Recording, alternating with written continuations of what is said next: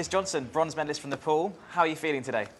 I'm pretty tired, you know. It was less than 24 hours ago since the whole swimming thing, and we've been everywhere this morning to BT London Live in Trafalgar Square, and here I am now at BT Centre. So it's been pretty manic, and I could do with a bit more sleep, but yeah, I've still got time to reflect. Understandable. How has your experience been of the Games so far? What do you make of the atmosphere and the people who've come to see the Paralympics? For me, the whole London 2012 thing has been out of this world. You know, it's my third Paralympic Games, but it's been so special. Like even since we got the Games back in 2007, I think, you know, from laying the last tile at the Aquatic Centre to reading the athlete's oath at the opening ceremony to then actually competing in front of 17,500 people that are willing you on to win has been incredible. It's a word I've been using a lot, but really it's been mind-blowing.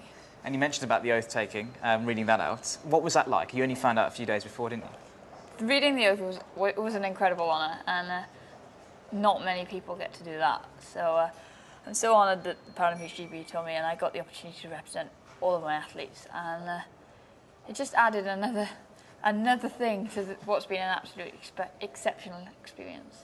So bronze medal from the pool in the breaststroke last night. How are you feeling about that? Because gold was the medal you won from Beijing, and then silver in Athens before that. What do you make of the bronze this time around? I'd be lying if I said I don't have mixed emotions, because I think the time that I won it I could have done, but 5 months ago I wasn't even on the team, and I had to rely on a leap of faith from Paralympics GB and British Swimming to put me on the team, and so I had to then up sticks and move coaches, and to turn it around in 16 weeks and swim 4 seconds quicker. I've got to be happy with that, but at the same time the winning time was doable, and on a different day I might have got a different result, but I'm so grateful that I got to receive a medal in front of the home crowd, because they received it as if I'd won a gold medal, and the noise was amazing, and I think the acoustics in the Aquatic Centre really help, and there were so many people in there that have helped me along the way or been involved in my journey at some point in my life. It was just so nice that they could see the end product. I was going to say, the atmosphere in the Aquatic Centre has been phenomenal, hasn't it? What do you make of the crowd's reaction to your success and other Paralympians as well? I think it's been great that the crowd is so invested in it, and they see it now for the competition that it is, and they're not cheering you on because you're disabled people trying to make it to the end of a swimming pool. They genuinely are hooked on the racing and want you to win. So I think it's been a massive eye-opener, this whole London 2012 thing, for the great British public, especially with Paralympic sport, and hopefully it will inspire the next generation, or even coaches and teachers involved, to not shy away from disabled people trying to get involved in sport. And your popularity has just gone through the roof recently, hasn't it? Any strange requests, anything that you've noticed that people are just sort of, I guess, throwing themselves at you perhaps? I think, like on my victory lap last night, I did get a random marriage proposal from somebody I'm pretty sure I'd never seen before in my life, but whatever, you know, it all comes. It's nice that people are coming to watch the swimming and coming to watch the sport, and if we can help, like I said, inspire the next generation, then I'm more than happy to do that. So your classification then, in your event, how does that work? In swimming, there's 14 classifications. 1 to 10 are functional disabled people, and then 11 to 13 are for visually impaired, and then 14 for the intellectually disabled. And it's just, you go through tests, like with anything. For the functional classifications, 1 to 10, you do a bench test with a physio and a doctor, and then they test you in the pool as well, and then they score you on your functionality. So that even though you might line up and not look the same behind the block, in the water, you've got the ability to produce the same level of performance.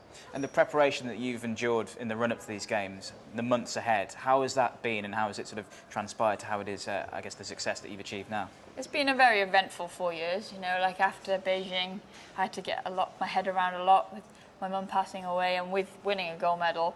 And you just always have to refocus and try and figure out what you're going to do with the next 4 years of your life to give yourself the best chance of winning. And sometimes you have to go backwards before you go forwards. And obviously at World Championships I finished third, and I wasn't going as quick as I thought my training was reflecting. But then the following year at European Championships, I won my first European gold, completed my set of major titles, and things were looking good. And then I guess going into trials, I don't know what happened, but I guess I don't know, it all derailed a bit, and both Charlotte, the girl I raced, and I, unfortunately neither of us made the team. And so then I had 16 weeks really to do as much as I could to turn it all around, and so I up-sticked again and moved my training base to Manchester, and I'm definitely glad that I did that, because I can take a lot from my bronze medal knowing that I did everything in my power and I have no regrets. And on the day of the performance, do you have any special rituals or superstitions you go through? I used to be superstitious, and then I started losing and realised that they're useless. So not really. Now I always, when I get on the block, I kick my right leg out and then my left leg, and I do a funny thing with my lip when I can see my reflection in the water. Really, what's that then? That. And it's not attractive at all, and my mum always used to tell me off. But I don't know, it's just something I do, and then as soon as the whistle goes and you get down and take your marks, it's all just go from there, isn't it? Brilliant stuff. The honour then, I guess, of representing Paralympics GB.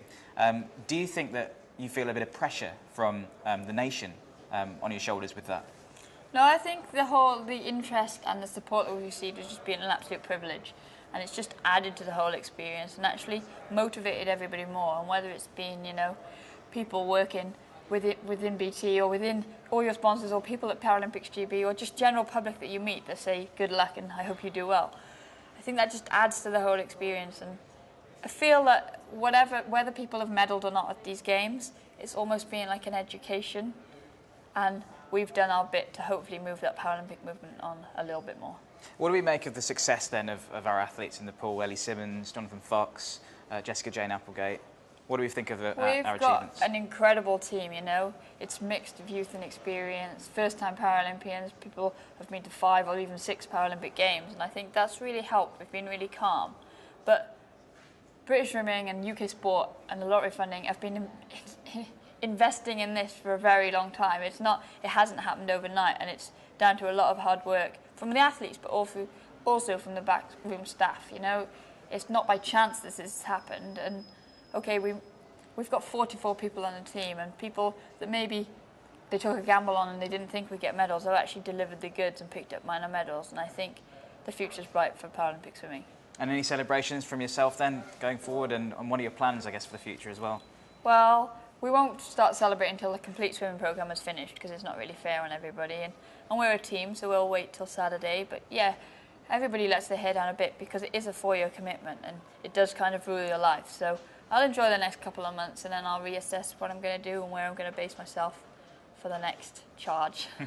And what do you think that these games have sort of said on the whole for a legacy for Paralympic sport? Because the London Games this time around, the Olympics, now the Paralympics, have been something that I guess everybody has taken an interest in. What do you think it's going to leave as a legacy for Paralympic sport? I think it's made the point that the Paralympics is an elite level activity, and there's a lot of people out there with a lot of talent, and even if it isn't Paralympic sport that you end up pursuing, there's no barriers. You can overcome everything you want, and I hope that we inspire the next generation, or maybe even people who've become disabled, or even not even a disability, maybe have just come up against challenging problems, to see that if you want it badly enough, you can achieve whatever you want. And hopefully this elite level will continue onto Rio 2016 and beyond, and people will invest the time and not shy away from coaching a disabled athlete.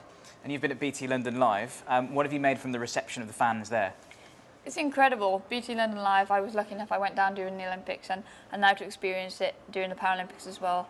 And again, it just highlights how interested the nation are. And if they couldn't get tickets to the venues themselves, then they've come down to Trafalgar Square or Hyde Park and really supported the athletes. And it's been great for Great Britain, you know. It's a massive sign of unity. And I think with the Jubilee and then the Olympics and the Paralympics, it's a great time to be in Great Britain.